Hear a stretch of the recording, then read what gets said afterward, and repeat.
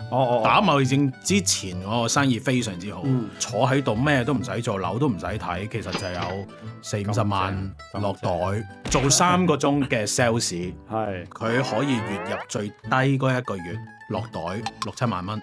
我覺得做地產嘅人咧，佢哋業績好與唔好咧，其實佢哋唔係好大程度覺得同自己嘅銷售技巧有啲咩關係。你同一個完全唔需要努力都有收穫嘅人，你講咩技巧？所以點解你啲課程唔好賣呢？因為佢哋未醒。成日睇到嗰啲咁嘅地產代理嗰啲廣告咧，成日啲真盤員真盤員，咁有真就有假啦。梗係市面上90%都係假盤啦。佢點樣喺一個茫茫人海裏邊受注意呢？最容易最直接嗰樣嘢就係登個假盤，就係登個假價錢。我哋試過買村屋呢，有時有啲鬧交嘢，鵝地嗰啲唔講啦。咁你都知實有啦。咁你買樓嘅時候呢，有時買到一間比較入村少少嘅村屋呢，原來呢有樣嘢比較複雜嘅，就係叫做路權，即係話你有冇路翻屋企，佢會動個牌出嚟。你睇樓嗰陣時睇唔到啊。咁點算？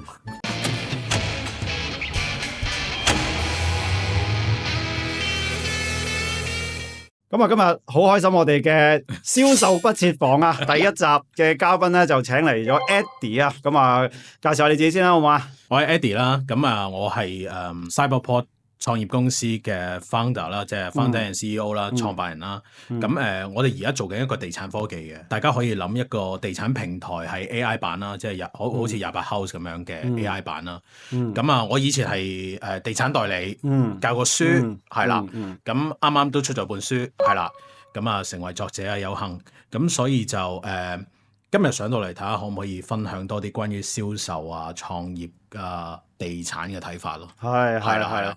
我同你應該識咗4-5年，5年以上。5年啊，因為我記得我創業冇耐嘅時候我就識咗你嘅。嗰陣時好似係話學寫文案啊，定係點樣？好似係喺嗰個位我哋認識嘅。其實嗰陣時，如果回想起，我係啱啱叫做轉行因為咧經歷2018咧就中美貿易戰。咁啊，2018上半年咧，其實生意都非常之好，即係貿易戰生意非常好。貿易戰之前啊，打貿易戰之前嗰個生意非常之好。咁即係可能對比行內嗰啲大哥啊、師兄啊，仲有段距離啦。但係對於我呢啲咁嘅，我自己自認為 small potato 嚟講，一個小老闆啦，都非常之唔錯。即係月入唔係叫好多，不過坐喺度咩都唔使做，樓都唔使睇，其實就有40-50萬落袋，係啦。即係對於一個當時30出頭嘅僆仔嚟講，係都幾唔錯，係咪？但係下半年中美貿易戰一打響咧，咁然後成個市場就停咗，係啦，因為創業都係第一次，冇乜個人意識，就冇去即時反應啦，冇去為呢件事一啲黑天鵝去做預備啦。咁然後咧，令到自己個 cash flow 就有啲問題，係啦。咁跟住就轉行。咁所以咧，2020咧，2021開始咧，我就轉晒行啦。因為我中間本書都有交代，就係對地產呢行有少少心灰意冷，因為我唔想再管人，因為我唔係一個太擅長管理其他人嘅人，咁就轉咗行做地產營銷。咁你做營銷一定要寫文噶嘛，寫文案噶嘛，你要出廣告噶嘛，咁廣告唔係淨係投流就得噶啦嘛，咁就跟 Tony 去學習點樣寫一個吸引嘅文案，就報咗呢個課程就認識咗啦。但係我好奇喎，即係你講緊2018年前你生意好好啦，就係即係因為嗰陣時未打響貿易戰，就即係成個市道好蓬勃，好多人嚟買樓投資或者真係自住換樓 whatsoever 嘅嘢，所以你哋嗰陣時嘅生意係非常好嘅。可以咁講啊，咁形容個樓市先啦，個基本面先啦。宏觀嚟睇咧，嗰陣時市況一片向好，冇人諗過會即係好似呢幾年個香港市道或者零售市道嘅情況。我入行其實係2011年。咁2010咧，我其實仲教緊書嘅。咁喺機緣巧合之下咧，我就識咗一個地產代理。好搞笑啊！食住煙飲住啤酒，帶你去睇樓仲要睇村屋仲要唔知有冇契殘爛散。我哋俗稱你見到都唔想要，唔開胃村屋。但係佢一個月咧日頭曬到背脊2-3點先起身，5-6點就話收工，做3個鐘頭，做3個鐘嘅 sales， 係佢可以月入最低嗰一個月落袋6-7萬蚊，佢話冇數，爆咧就唔單止係自己跑啦。20-30萬閒閒地啦，咁自己炒賣樓短炒，你都知 agent 其實就唔會長期 hold 貨嘅，因為佢機會太多啦。咁佢短炒咧，一單10零20萬閒閒地，即係轉頭可以交代下佢點樣短炒，有咩技巧。好其實就灰灰地嘅有啲嘢，咁但係咧就最中意聽你揾到錢。咁我就當時打緊份中學老師教電腦科，喺人哋眼中叫做幾好嘅職業，係咪？又穩定又有假放喎，即係最近復活節假啲老師仲未返工，係咪？好舒服嘅工都係揾緊2萬零蚊，然後又要等校長叫做睇得起你，然後論資排輩擔凳仔，咁變咗我嗰陣時，雖然我都幾中意教書，我中意同啲學生互動，但係始終都要出糧供樓。咁會有啲心理唔平衡，咁所以咧就見到一個喂食住煙飲住啤酒都賺6-7萬，哇咁嘅人都做到，我唔會做唔到啩？咁然後咧就出嚟試下，就誤入歧途，係啦。聽你咁樣講完咧，我有個即係疑問啦，當向你即係請教下，問下你意見啦。係即係我以前咧搞課程啦，即係大家都可能知道我係搞銷售技巧課程為主。絕對啦。咁我曾經都有嘗試過去針對一啲地產代理咧，就去做一啲課程。嗱，當然唔係我教啦，係我啲合作老師教啦。咁都係啲資深嘅地產人咁。明白。咁但係咧，我哋個經驗咧，其實我試過不止一次嘅。成績都唔好嘅，即係我初頭以為係咪我第一次策略唔啱，跟住調整再都係唔得。跟住之後咧，我有腦裡面去幻想個原因向你實證一下，我唔知係咪。我覺得做地產嘅人咧，佢哋業績好與唔好咧，其實佢哋唔係好大程度覺得同自己嘅銷售技巧有啲咩關係，係同個市道有關係。所以 that's why 咧，佢哋就唔係會好大嘅意欲去學習點樣去提升自己銷售技巧，佢淨係喺度等個市場風氣啊。如果市場復甦，好似頭先咁講，返3個鐘頭一日食煙飲啤酒帶睇樓都可以揾到呢個錢，甚至再努力啲嘅時候，再可以有幾倍上。所以 that's why 佢哋對於自己要去磨練銷售技巧或者點樣對客嗰啲嘢，其實佢哋並不十分熱衷。呢個判斷你認為係咪咧？絕對同意啊！我點解會重新揀返地產營銷甚至地產科技啊？香港係滯後，嚴重滯後。我哋叫做幸福嘅詛咒。香港經濟蓬勃，得2樣嘢最好撈嘅啫，地產、金融。其實金融行先添啦，係咪？咁地產係人都知，香港係全球地產最貴嘅一個城市啦。我可以話，第二個可能已經去到日本或者一個叫摩洛哥嘅地方比較貴啦。扭曲嘅成個市場。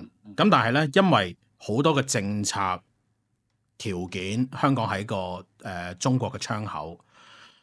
呢20-30年經濟起，即係地產市道係未試過跌嘅，係只係調節，未試過跌，係咪？咁變咗你係一個，即係我喺書都有提到，係豬都識飛，即係同阿雷軍講嘅嘢一樣。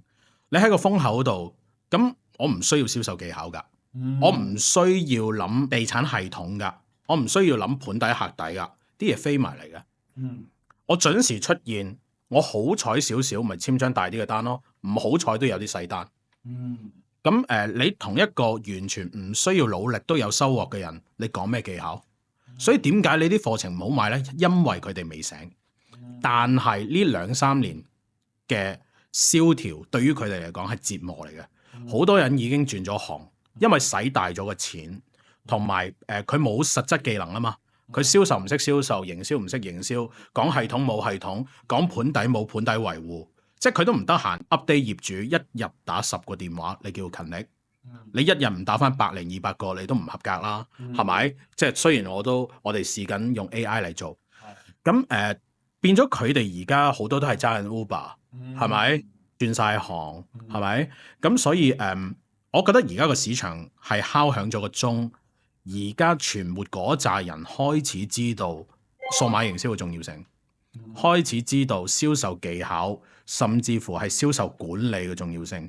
其實我自己都而家越學習越跟 Tony 學習啦，或者我而家有時睇書上課程啦，我都覺得我以前其實唔識做地產。如果我將而家嘅知識，即係衰啲講句，坐時光機帶翻去以前，我又點止賺四五十萬一個月咁天真咁無知呢？係咪？係啦，咁所以我只可以講而家個市場重新亦都轉變。而家我估 agent 可能會好學咗，反而係啦，因為佢哋已經意識到環境唔同咗啦，要去翻自身嘅能力同技巧啦，係啦，所以希望你要再開個課程，係啊。agent 好唔好學咧？就後話，就後話啦，係啊。自己好好學先。我好想知嘅就係咧，嗱，即係我係一個地產嘅 layman 啦，我完全冇呢方面嘅認識。我成日睇到嗰啲咁嘅地產代理嗰啲廣告咧，成日話自己真盤員、真盤員，咁有真就有假啦。有假。強調自己真，即係有。但我邏輯倒推就即係話好多假，佢先至要去標榜自己真啫。係。可唔可以即係講下其實所謂嘅真假盤即係乜嘢嘢咧？嗱，真盤員就唔賣告白，就有一間藍色嘅，大家都知做得好好嘅。佢係行業標杆嚟㗎啦。咁我係好認同佢嘅做法。而家我嘅初創嘅初心其實都係想做真盤員。咁但係你話點解要強調真盤員？咁梗係市面上90%都係假盤啦。咁人嘅心態係咩呢？你見到一間隨機 random 嘅地產，你都唔知佢係邊個，冇信任。地產好商品化，你覺得一層樓，喂，嘉湖山莊幾千個單位，咁我點知道邊個係真盤員啊？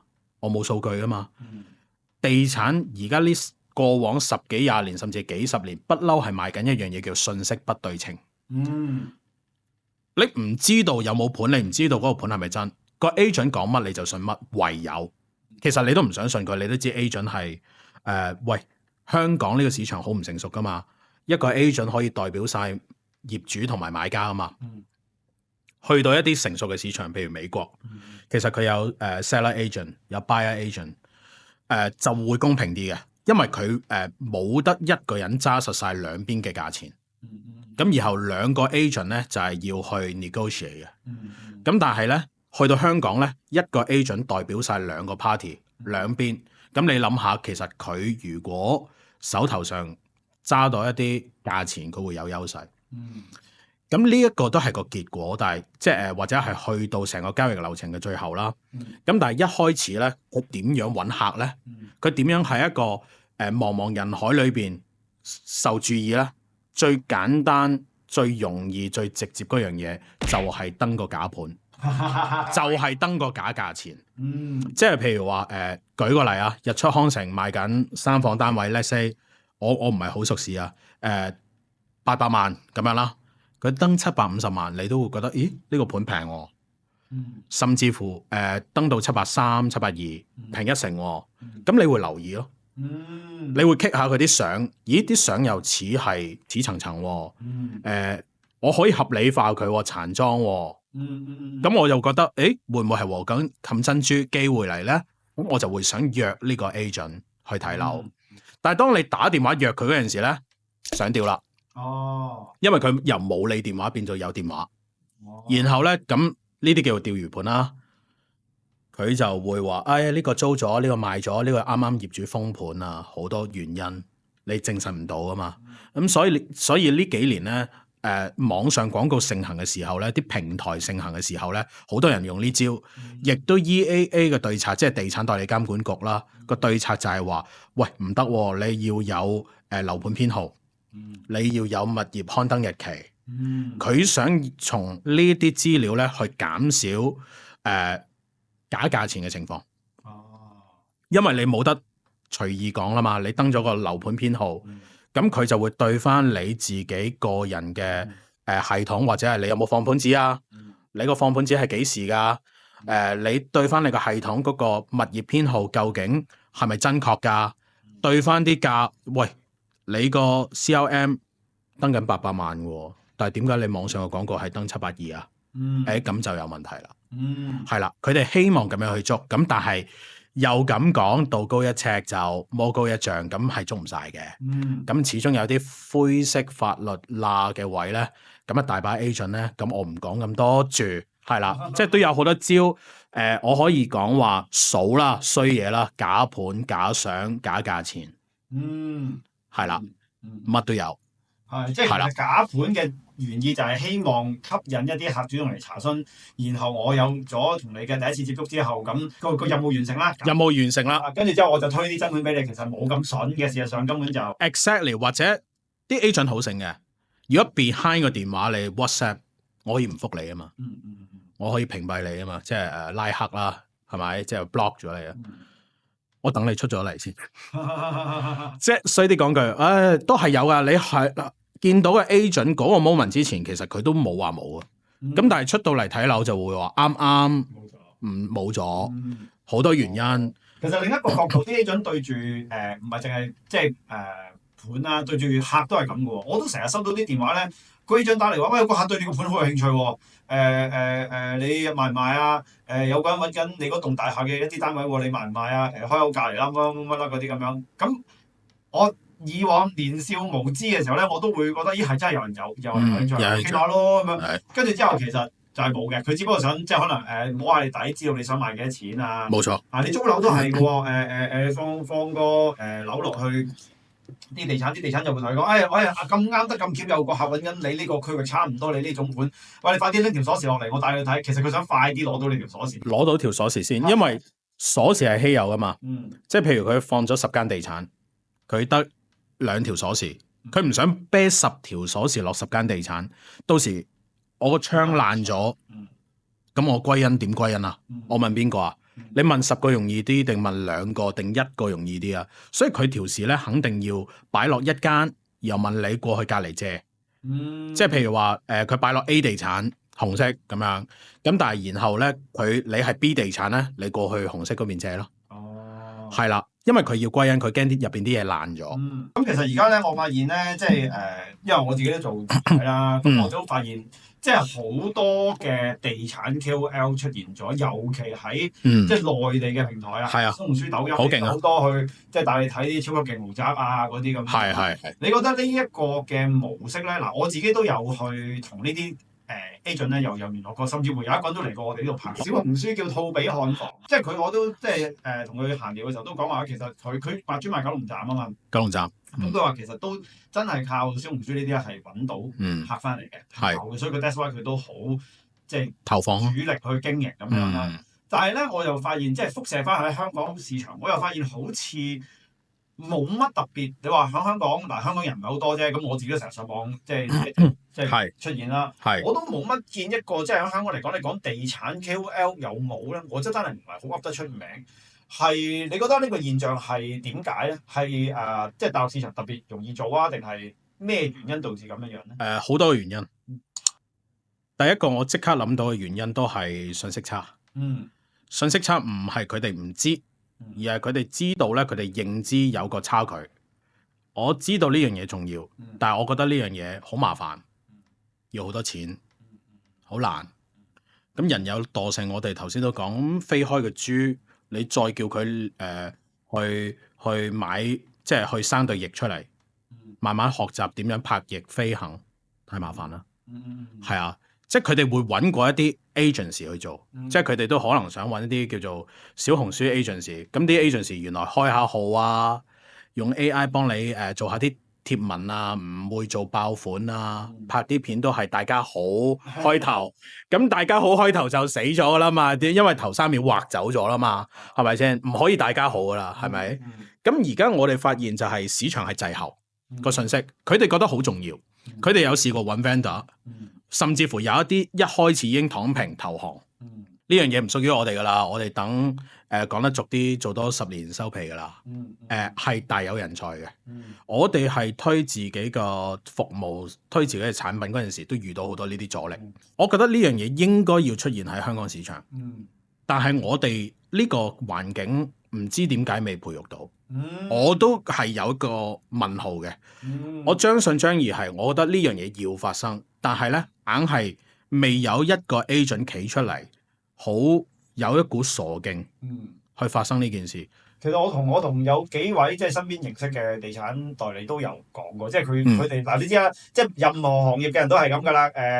話想拍片咁啊，話咗10年仲係話嘅啫嘛。係啊。咁尤其對於地產呢班人咧，我覺得即係我直頭唔係淨係講緊鼓勵佢哋做咁簡單，我直頭俾埋橋去做。我同佢講其實好簡單，做口播好似我哋咁樣。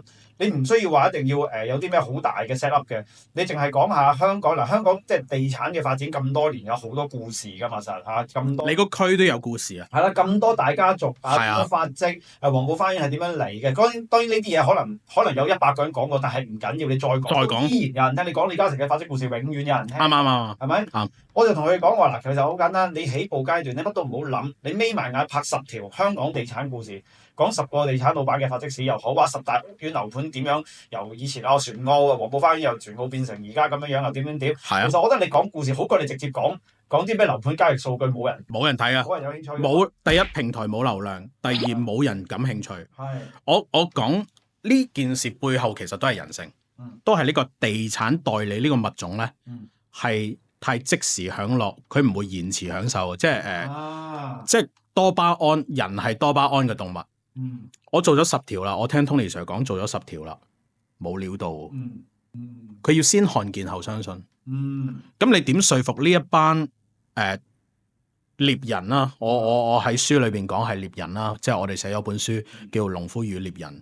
其實我點解要寫呢本書咧？就係想帶出，喂，獵人們有時都要種下田嘅。其實做自媒體咪就係種田咯。但係你種田，你唔會今日種，下個月、聽日有收成，你可能要等半年，甚至1年，甚至幾年。咁佢哋就等唔到，佢哋亦都佢看見其他人，但係佢唔覺得呢件事會發生喺自己身上，同埋喺佢做嘅過程太難啦，太痛苦啦，即係佢冇嗰一種叫做創業思維。係啦，佢要即時享樂，即時有結果嘅，即係好似我哋有個 like 啊，有個多嘅 follow 啊，都會幾開心噶嘛。即係我哋享受精神滿足，但係佢話唔得，一定要錢，或者係個客真係即刻查詢，甚至佢哋好搞笑啊！佢哋要啲客即刻查詢、即刻睇樓、即刻簽單。我話唔係咁運作嘅，即係我有時我幫有啲地產代理做廣告，哇！我哋可以一個月萬零蚊廣告費，已經幫佢揾到100幾個 WhatsApp 查詢，係落埋 CRM 有 WhatsApp number 100幾個查詢。佢話Eddie 啊，我簽咗1單咋？回翻你條數啊，不過好似幫你打緊工咁咯。我話唔係咁嘅，咁你簽咗1單，咁剩翻嗰99個，你有冇繼續湊啊？冇啊，啲同事咧湊到個客唔係即刻出嚟睇樓，佢就掉埋一邊噶啦個電話。你叫啲 sales 去湊咧，佢都唔會湊，即係佢哋唔會湊客，佢哋淨係你嚟睇樓，我打開道門，你嚟睇樓，我咪帶你睇樓咯。然後我就即刻要簽單咯。呢種感覺，如果我咁樣講，佢哋似個售貨員，你同唔同意啊？售貨員即係售貨員，譬如你去到71，你嚟到要咩咪嘟完俾錢走，即係其實係個週期可以好短噶嘛。OK，啱。但係嗱，我應該咁講，如果咁樣嘅話，呢班嘅地產代理嘅人，佢哋個心態就似係呢個一個售貨員。但係事實上，我哋你企翻喺一個即係買家嘅心目中，可能我要去做一個買樓嘅決定嘅時候，可能我都總需要一段嘅週期時間。當然有啲人會快啲考慮咯，但係都未去到咁即食噶嘛，照計。同埋要情感連結噶嘛。以前市況好，買家租客搶住要，係佢掹住你衫尾，喂，你幫我買啦，你幫我同業主傾下。因為坦白講，個買家真係唔知道業主電話，同埋佢真係唔識，佢真驚自己錯咗，有啲步驟幾廿萬、幾百萬冇咗，咁佢會捉住個 agent。但係而家今時今日回歸翻常態。學你話齋，售貨員係冇乜情感。喂，你中意咪買咯，你唔中意行開少少啦。佢哋係咁嘅態度，變咗你叫佢同個客一個週期，一個銷售週期，可能2個月、3個月，仲要情感連結，仲要噓寒問暖，考慮成點啊，陳生？佢睬你都傻。係你講咗一種好底層嘅佢哋嘅心態，就係佢哋有意無意地覺得自己係售貨員。覺得地產係商品。地產係商品其實冇問題，都冇問題。只不過佢嗰個銷售心態比較想係要即食一啲。即食。你咁樣講完之後，我都醒起一樣嘢。我發覺嗱，當然我唔係話成日買樓啊，或者成日租樓啊嗰啲啦。不過咧，以我接觸過嘅地產代理嚟講咧，我發覺佢哋係好少去 follow up 客嘅。嗱，當然我唔知係咪因為我嘅生意額太細啦，可能租個 office 仔咁，可能啲萬零兩萬蚊咁，大家未必當呢啲係好大嘅錢，所以佢 follow 啦。或者如果你睇成億幾嘅樓，可能佢就會 follow。會佢啄住你。咁但係我覺得啊，即係始終你除非咁，亦都咁講，唔係每一個人都有條件做豪宅㗎嘛。咁你做地區性嘅生意嘅時候，你就係遇到呢啲濕濕碎碎嘅揼石仔單。咁講真，我自己個人認為啊，跟客係必須嘅。OK，因為你可以遇到一個人同你即時就成交咧，呢個係一見鐘情，係唔容易發生嘅事。係唔容易發生。響個常態嚟講，係大家都係要拍下拖，即係曖昧下，最後先成。睇下戲先啦，係啊。所以我係覺得人係應該，即係無論你買咩產品啦，其實 supposing 你都應該要去跟客嘅。但係我發現喺地產嘅我自己嘅經歷嚟講咧，係好少人真係會 follow up 㗎。我啱啱腦裏邊諗起一樣嘢就係，我覺得地產行業嘅銷售員啦，係好需要同保險行業嘅人借鑑嘅。我哋成日話保險行業咧，而家譬如做特別係湊大陸客嗰班，佢係做保姆式銷售。其實保姆式銷售咧係一個冇得輸嘅位置嚟嘅。你已經對佢成個人設、生活需求了如指掌。佢賣緊保險，我哋地產界成日都遇到個保險經紀拖住自己個客話走過嚟合作，即係佢當然唔會送個客俾你啦。咁但係而家好多保險經紀咧，其實都係自己出咗個地產牌照，佢唔係想做地產，但係佢想拍過嚟嘅時候，佢都唔會輸個客俾你，因為佢係夾住個客，跟住然後話佢代表買家，然後你代表業主啊嘛，咁佢就同你對等嘅關係，大家都有地產公司，大家都有地產牌照，佢係唔識同埋冇盤，咁佢走過嚟合作。咁我想講啲咩呢？地產代理係一定要向呢個行業借鑑。你唔同啲客建立關係，你唔湊客，其實唔係單次嘅一買一賣，好多單其實即係頭先用翻你個例子，我租萬零蚊 office。其實我都係小老闆嚟嘅，唔應該睇小呢個人，甚至乎佢係咪小老闆咁萬零蚊都係單啦。其實好多單都係由一張細嘅單，跟住然後你了解咗呢個人個客又覺得你可信，跟住然後話唔係，我有個親戚想揾一手樓，你做唔做啊？咦，我屋企層樓想放，你放唔放？客係咁湊翻嚟，但係呢幾十年就係個地產市道太蓬勃，令到個成個市場嘅人嘅行為扭曲咗，本身應該要出現嗰種人情味或者嗰種銷售要建立嘅信任磨平咗，唔需要你淨係俾嚿貨你，好似去買電器咁樣推嚿貨出嚟，買唔買？唔買，喂冇得笑喎，嚟啊！即係佢好多 sales 會練成一個武功，就係你即日出嚟，我即日夾你做決定。如果唔係就踢你走。唔好嘥我時間，因為我有下台客都要買。點解會咁高壓？點解啲 sales 會搞到咁乞人憎呢？就係因為佢要喺一個最短嘅時間內成幾單雕。如果唔係，個盤都會跟行家走咗。係啦，因為佢同你成交咗之後，哪怕你壓佢佣金，佢有呢個新買家即係新業主嘅電話啦嘛。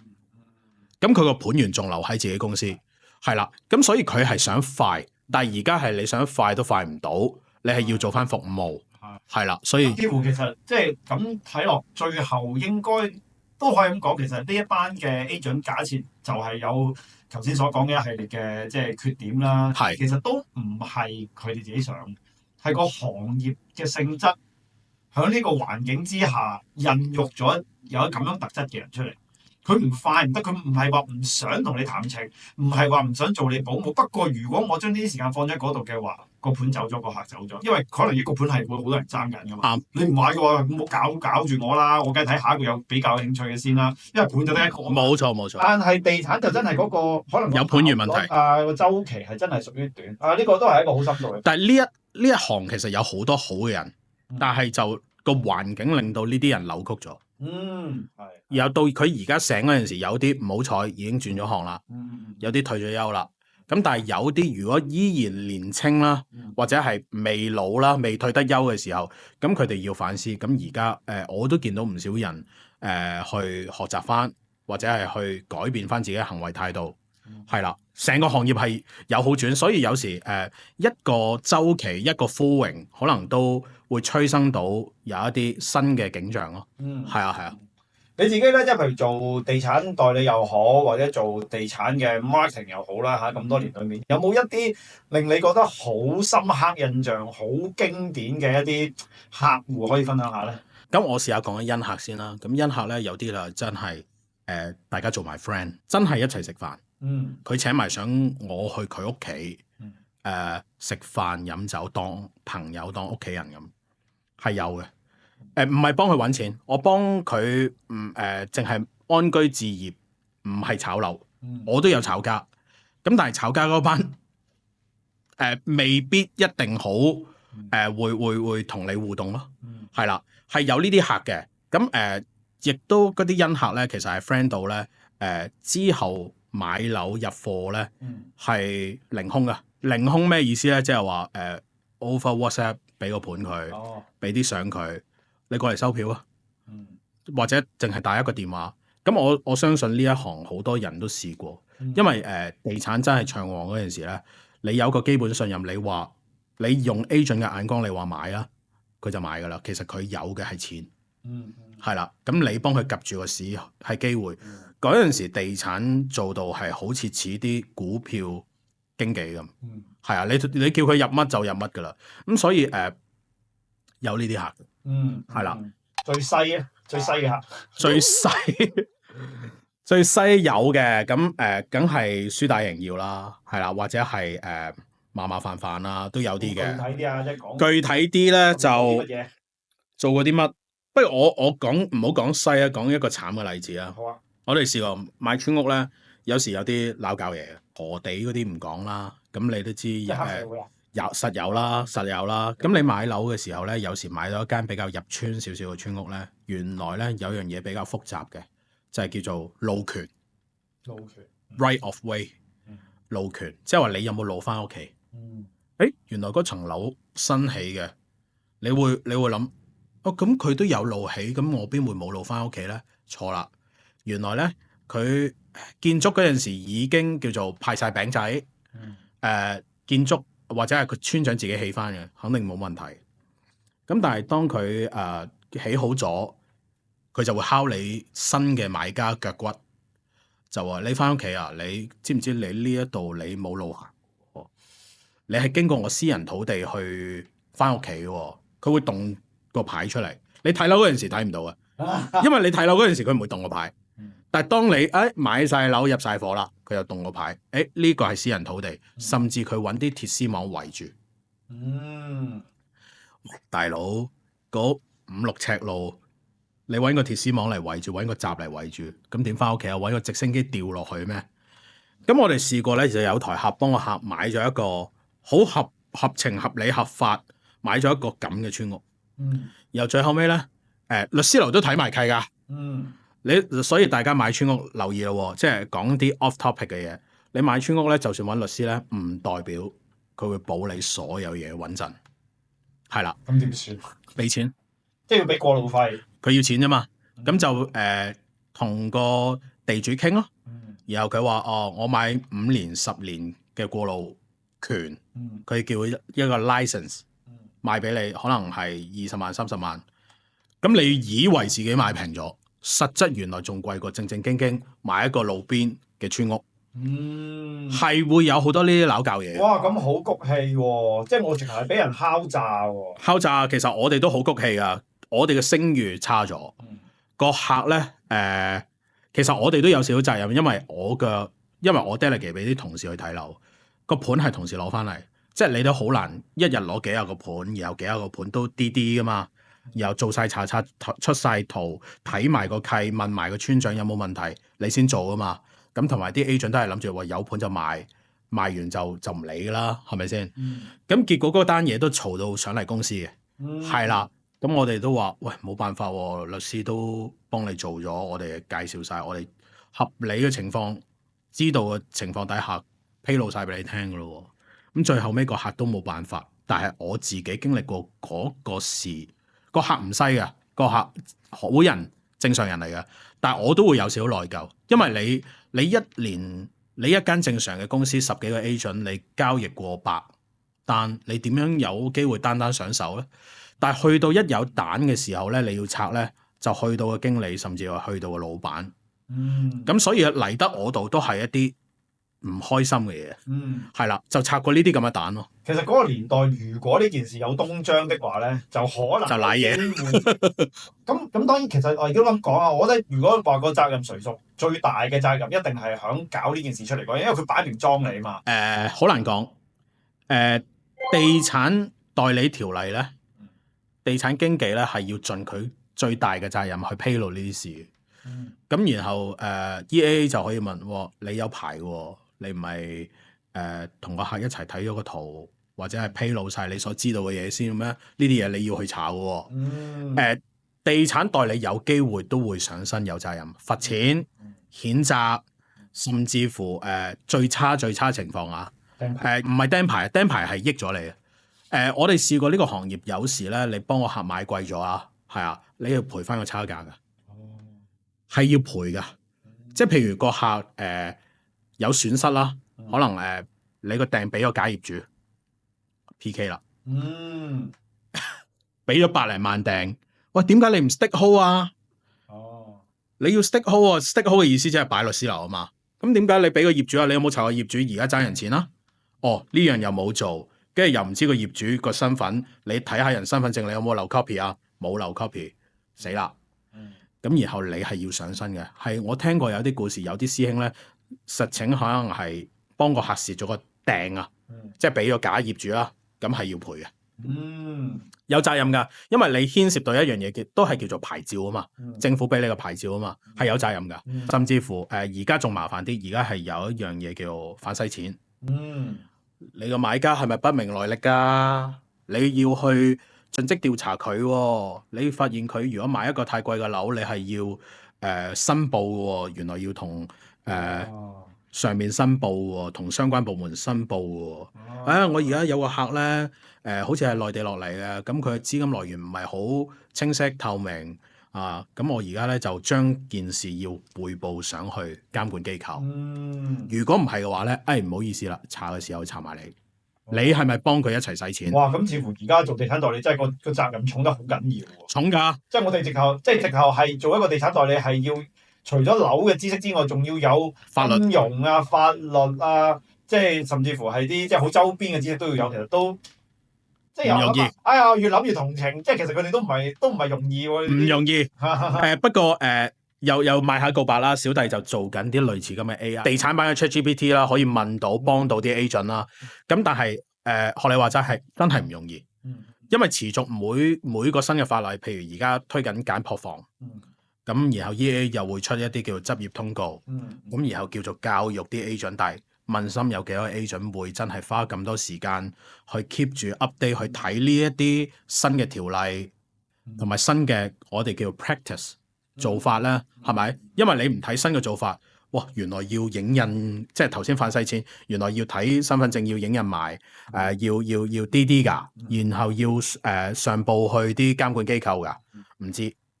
咁變咗你做漏咗嘅時候，冇事咪冇事咯。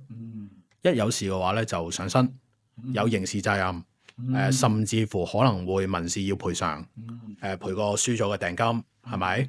咁所以就要都難㗎。而家做 agent。咁其實大家知啦，即係而家即係地產代理之間都競爭好激烈㗎啦，即係咁多人去賣樓，但係咁多。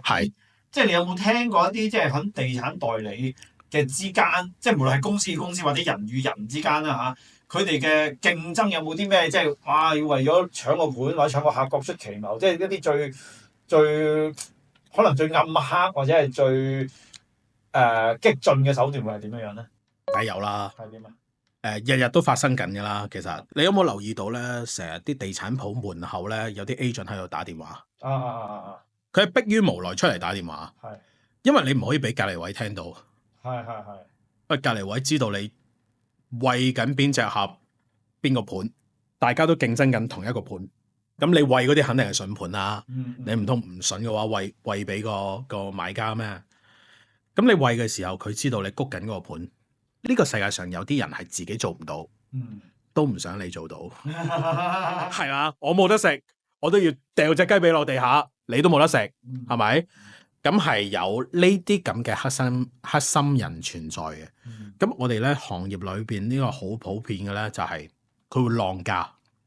佢見你傾緊嘅業主啊嘛，或者準備嘅傾嘅業主，佢就會打俾個業主。我有下要睇呢層樓啊，係啊，你而家係咪仲開緊530啊？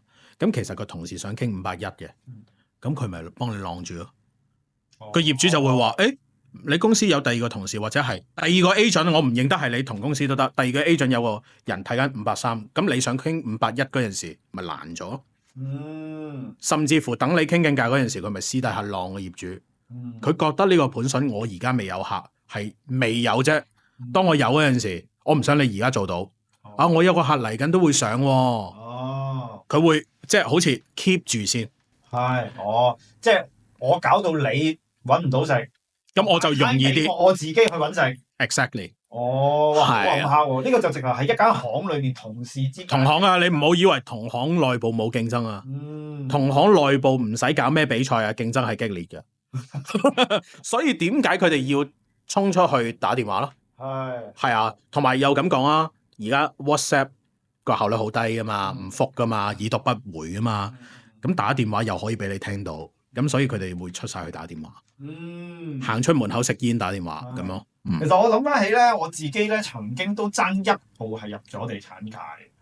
咁激？醒起㗎，我係響大概唔知2010啊，好多年前㗎。嗰陣時係去過港置去見工，佢唔係淨係純粹見工嘅，佢係一個招聘會咁樣嘅。招聘啊，係揾啲即係睇落係啲比較年輕啦。嗰陣時我都20零歲啫嘛，佢睇落都唔係真係純粹話即係見工請人咁樣，佢都真係想揀啲有心嘅人去發展嘅。咁啊，第一日就有一個就類似海選咁樣嘅嘢啦，跟住之後就有啲咩性格測試啊嗰啲咁嘅嘢，跟住之後咧就過咗之後咧就去到下一步就去到interview，就 group interview。我仲好記得2010年我都係廿幾多歲咧，廿中歲到啦。跟住之後咧，我現場同我一齊去 group in 嘅咧，好多都係一啲 fresh grad 嚟，係22、23咁嗰啲。而且有好多係內地喺香港讀完書嘅嗰啲畢業生，香港要揾到一個僱主去簽佢，咁佢就繼續留喺香港。有好多咩佛山啊，都係講粵語嗰啲。跟住我心諗死啦，我都廿到中尾嘅咯，竟然就嘅做咁啊結煙啦。然之後咧，最搞笑就係港置係有俾 offer 我嘅。咁一定啦，港置有俾 offer 我嘅，佢就我仲記得呢個，你邊會唔得啊？越講越唔得。嗰陣時話我唔知即係屬於行內係屬於點啦。嗰陣時講2010年咁上下時間，佢出俾我好似話頭3個月包薪13000蚊。哇，唔錯喎，係唔錯㗎啲 offer，唔錯㗎啦。跟住當然之後就好似跌翻落7000，跟住要跑。係正常，即係13000蚊包薪係算係非常唔錯。已經，因為行業裏邊過萬嘅底薪已經係豐厚。咁佢唔想你話喂頭3個月有學習期㗎嘛。其實佢係好睇得起你呢個人。佢俾錢你嚟學嘢喎。你冇搞錯嘅關係。而家我跟 Tony Sir 學嘢，我係要俾錢 Tony 去學嘢啊嘛。咁但係佢俾錢你呢個學生去學嘢，其實仲要俾到12000、3蚊，係非常之高嘅。因為佢係睇好你，所以點解佢要揀卒咧？即係佢唔會話100個人，可能有啲師奶或者有啲坦白啲講句冇乜上進心嘅人，即係我 sorry 我唔係睇小師奶啊，咁但係有啲師奶都好強勁啊呢行，係咁但係佢唔想有人呃底薪，同埋12000、3蚊真係佢唔想白俾，係啦，咁所以佢係好睇得起你嘅，講真。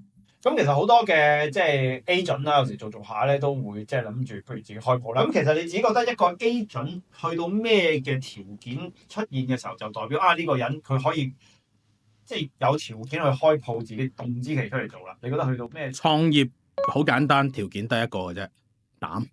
我都想講呢個，我就得一個嘅啫，得一個嘅啫，夠膽就得㗎啦。同埋咧，你冇得揀。即係走投無路啊。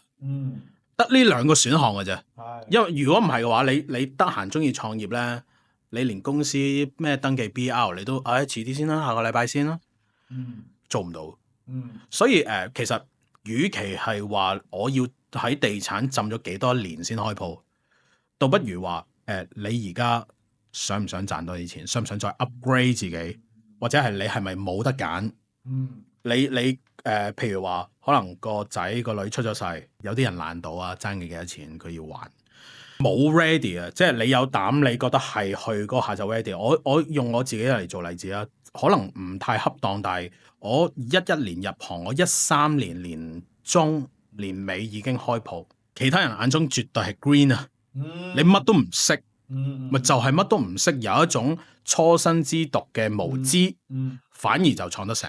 因為你計過算過度過，你就唔會創。係冇錯冇錯。因為就風險太高啦嘛，喂，大把嘢個收益高過呢個創業啦。你咁傻，喂，你冇計一樣嘢，唔係淨係計面數喎，個底數係計埋自己精神情感嘅投入，挫敗感好強嘅喎。我嗰陣時創業，創到第2-3個月啫，我都冇存款就去創業。我攞10萬蚊去遊一遊個貨櫃喺村嘅路邊，冇人流噶，死噶。有啲睇相師傅之後事後話翻，哇！我送4個字俾你，佢第一眼應該喺個心裏邊就係話及早回頭。咁但係佢見到我1-2年後、2-3年後都唔死得，佢話人定勝天。其實就係得個膽。你有膽就得啦，你衝過去，其實唔使幾 ready 啊！我嗰陣時係頭2-3個月，如果今日開唔到單，我應該下個月係交唔起租嘅，然後就要翻去教書啦。係啦，好彩我都有一條後路，但係我唔想翻去教書，太冇面啦。同埋咧，好搞笑嘅，當時我創業嗰陣時咧，做地產同創業屋企人都唔知。係啊，完全唔知，因為我唔想有。你出去教緊書㗎？仲教緊書。咁犀利！我唔想佢哋有心理包袱。咁但係你創業唔俾屋企人知，有個優勢係咩咧？輸咗都冇乜心理負擔。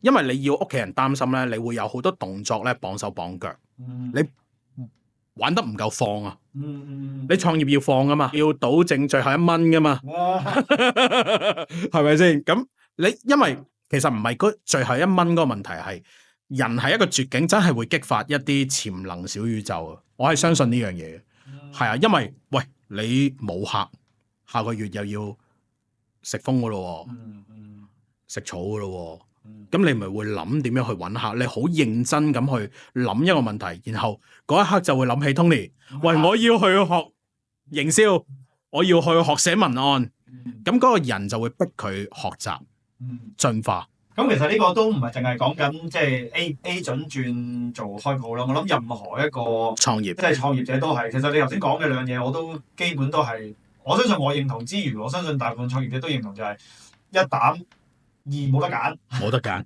你唔好俾自己揀，你唔創又死嘅，咁你就逼住創，一係即係自己嗱，我都係屬於膽嗰種嘅，即係我唔創我冇嘢嘅，但係我輸咪輸咯，死咪死咯，即係試下自己有幾多功夫，想試下啱去到幾遠，啱幾好幾好。咁當然都係一鼓作氣咁樣，即係其實冇乜點計算，都係嗰句你又講得好啱嘅，就係你一計就計唔掂，你就放棄，你永遠計唔掂。同埋呢個年代咧，尤其是有 AI 啊，其實將嗰個執行成本降到好低。冇錯。你個執行成本已經以前即係譬如好似Tony 教人寫書啊 ，AI 寫書非常之好。人係需要有個人品牌啊，人係需要做一樣嘢，然後用1萬次，咪就係書咪嗰個媒介咯。咁但係以前執行成本，我試過揾個出版社，佢 call 個價俾我，起始都要10幾萬，仲要啲寫手你冇得揀嘅，我揀俾你嘅。佢仲要睇下你個故事好似唔係好吸引，佢唔想同你出。我真係揾過2-3間出版社，俾抬住10幾萬揾佢啦，支票都想寫啦，但係佢喺度調高嚟賣。我2次都寫唔成。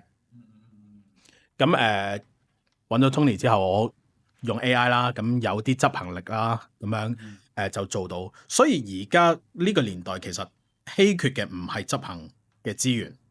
稀缺嘅係你有冇想法，你願唔願意去試？有好多人咧驚，有我身邊有啲人啦，仲係，輸咗好似好冇面喎，寫得唔好睇，好似好魚喎。佢喺度想像喺佢自己個腦裏邊想，你都未試過，你本初稿都未出嚟，你都未俾過其他人去睇下，同埋佢冇勇氣去面對可能會有人批評，結果原來個結果係反轉嘅，個人都係讚嘅，鼓勵你。雖然嗰啲未必係咁真心，唔緊要啊，你做咗一樣人哋做唔到嘅嘢。我覺得其實即係創業啊、寫書或者做任何嘢都係，即係其實好多人都會處於一個情況，就係佢好害怕輸，冇錯，同時間唔敢去贏，唔敢去贏。其實唔敢去贏嘅人係多好多，即係我唔知點解會係咁啦。佢唔覺得自己值得啊！佢唔覺得自己有機會贏，有機會啊，係啊，寧願就乜都唔做，唔做就起碼唔輸。其實係人都想贏，但係佢唔敢。咁佢咁講啦，頭先你都講咗即係新書嘅嘢啦，咁我哋就講下啦。嗱，呢本你嘅新書啊，就係個《農夫與獵人》，可唔可以講下呢本書你嘅即係寫作動機係咩咧？點解想寫咧？好單純嘅喎。講下。因為 Tony 介紹呢個課程嗰陣時咁啱，我都有個疑惑。我哋要推廣自己嘅新嘅地產平台，我哋冇嗰個叫冇一個 handle 啊，冇嗰個叫內地叫咬手啊 draw 數，即係我哋要一個工具一個槓桿去將自己嘅影響力撲出去。因為我覺得一間公司或者一個軟件一個平台，你其實人係賣嘢俾人。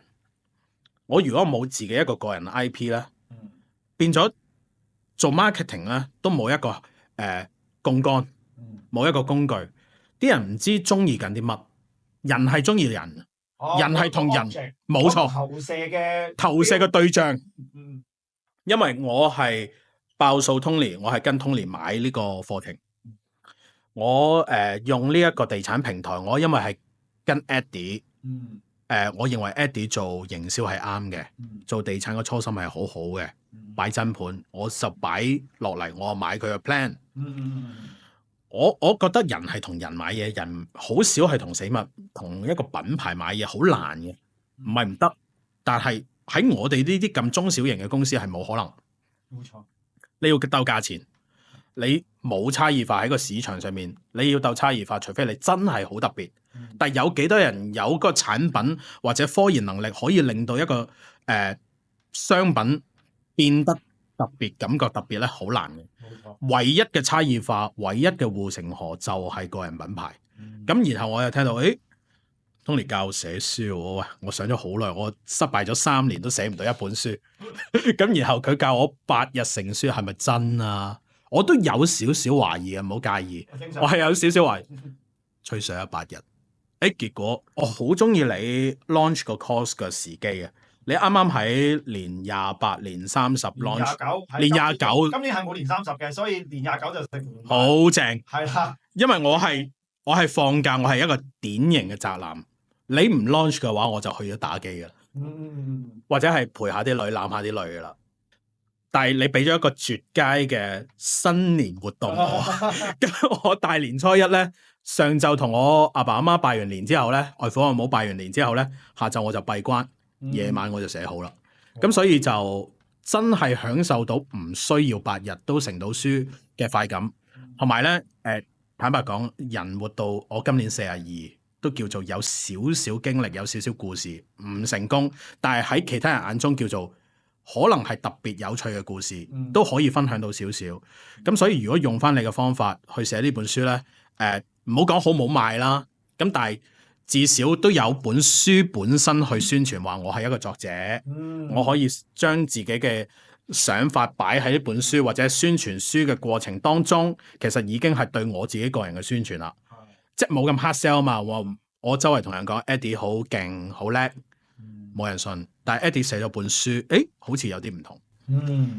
其實我 Day One 寫書嘅時候，即係講緊我2015年出第一本書啊嘛。咁當年出書嘅時候係完全冇任何商業嘅想法嘅，即係唔好講話書嘅銷售咧，呢個從來冇諗過啦。甚至乎書去打造個人 IP 都冇諗過，因為當其時其實我自己個打工仔嚟啫嘛。咁我即係只不過將我做嗰陣時嗰個動機就極度單純，就係我想將一啲我認為啱嘅嘢寫落嚟，然後睇下有冇人認同。係啦，咁就 OK 啦。但係好得意喎，就係人生就係你冇任何期望嘅期望就係最好嘅期望。因為你將個期望擺到低啊嘛。係啊，你係零，哪怕你嘅回報係1就你已經開心到跳起啦。係 OK， 1除0係幾多倍啊？我係即係當然之後來暢銷或者點樣呢啲全部都係後話，我完全冇預計過。不過我覺得即係如果真係出書嘅人，你就算將商業嘅考慮全部放低，你淨係當係做一個人生嘅記載咧，其實都可以係一個幾有意義嘅事情。我想認同你講嘅説話，我係好中意買自傳嚟睇嘅。點解咧？我好想成功。我心裏邊有個渴求係我要自己成功。點解啊？嚟自個人經歷，因為由細到大咧都個成長嘅屋企嘅環境 OK 嘅，正常嘅，即係都係好傳統嘅屋企啊。但係成長譬如讀書嘅環境咧，都試過俾同學欺凌啊、蝦啊，冇啊啲人邊緣化我啊，冇乜人同我玩。咁點解我而家電腦咁叻咧？因為我透過幫同學整電腦，去教同學用電腦嘅過程，我揾翻自己。我覺得我肯定到自己係有價值嘅。佢唔同我玩係原來係佢個損失，唔係我嘅損失。即係有呢一種種子萌芽，所以我去到我好認同你講嘅嘢，我係想自我實現。咁我就買好多人哋嘅傳記成功學嘅書，睇下 Elon Musk 係點做噶，睇下 Steve Jobs 係點做噶。咁我係好中意睇呢啲書。咁但係我就成日喺度幻想啊，究竟我要去到幾成功，先可以寫一本自己嘅書，或者揾個人幫我寫書咧？原來唔使嘅，原來學你話齋，人唔需要等㗎。你可以喺人生過程之中當記錄一下，記得Senga 係咪？你整個 Senga 嘅 blog，你唔需要邊個去允許咧你嘅，你自己出咪得咯？香港有出版自由㗎，咁所以哪怕你擔心冇銷售，其實原來都可以發行到400本。原來我都可以好自豪咁去個書店舉起本書做一個自拍，然後話俾全世界聽，原來我係一個作者。我覺得已經係一個人生成就解鎖。我冇諗過用本書去賺錢，甚至乎呢一個成功感淡化咗我個purpose 啊。本身利用呢本書去宣傳我間公司嘅 purpose 淡化咗。我覺得好好玩啊！我當咗係一個 game 啊！我甚至乎我搭建埋自己嘅網站去宣傳呢本書。而家行緊嘅廣告都係賣緊呢本書。我透過呢本書，我講少少故事，唔好意思打斷咗你個問題。我賣呢本書嘅過程當中，認識咗20幾30個 agent 啦，已經。因為我整咗一個自己嘅網頁，然後行一個50蚊一日嘅 Facebook 廣告。我中間已經結識咗20零30個地產代理朋友，係啦。雖然未遇到地產公司老闆，但係有好多人係，喂 Eddie 啊，你講嘅嘢我好有感應啊，同埋你幾時出 course 啊？我真係想學點樣用 AI 去將自己嘅生意做好啲啊！我好認同你嘅價值觀，我哋係要做農夫啊！我哋唔應該係掠奪個市場。揾到知音人，呢幾日仲喺度 WhatsApp 緊，即係我覺得係結交咗朋友咯，唔係淨係話做生意咯。咁生意我又相信你個量一大，冇錯，唔會冇嘅。你用呢一種心態學你話齋，你將個 expectation 降低啲，啲嘢一嚟嘅時候就開心咯。係啊。如果喺呢個書裏邊啦，即係如果有一個章節，你覺得必睇嘅，即係如果我只係得好少時間，我要即刻睇一個章節係最精華嘅，你覺得係邊個章節？呢個問題咧，本身你 send 俾我嗰陣時咧，我都覺得好為難，因為咧呢本書其實係有個順序嘅，係啦。咁你如果跳咧，基本上我覺得個意義就唔係太大。咁你可以唔係第一節，就係第一節咯。所以我而家個答案，因為你睇咗第一節，你見到我嗰個有少少起伏嘅故事咧，你就會開始感興趣，應該就可以絲滑地睇晒成本嘅。係啦，即係都唔係自賣自誇，但係我又覺得我自己都睇過2、3次，將自己嘅書重新睇，然後俾咗10幾20個親朋戚友睇，佢哋甚至乎我公司有個 intern，請咗個科大嘅 intern，year 2嘅咋，一個僆仔嚟嘅，你見佢嘅樣有少少叛逆。但係佢攞住我本書咧，愛不釋手。跟住邊睇邊話，哇，好勁啊，好勁啊！我邊度咁勁啊？AI 寫嘅咋？即係我都有少少自嘲啦。其實我覺得 AI 寫冇乜所謂嘅。雖然有人話 AI 寫即係唔係你寫，咁呢個我哋再可以探討啊。我就唔同意嘅。但係佢就話不斷喺度攣本書就話好勁好勁。佢當中真係有思考。佢邊睇書嗰陣時係邊同我 clarify 啊，呢度即係點解啊？你可唔可以解釋多啲個系統個生態俾我聽啊？即係地產版 Uber 咁樣，咁佢唔即係點啊？你想做啲咩嘢出嚟啊？佢係前後我哋做咗一個半個鐘嘅對答，佢問咗10幾條問題，我係覺得佢真係有睇，真係有思考，咁我係好開心嘅。聊勝於買100本書，因為真係遇到一個知音人，佢係認同我嘅觀點睇法。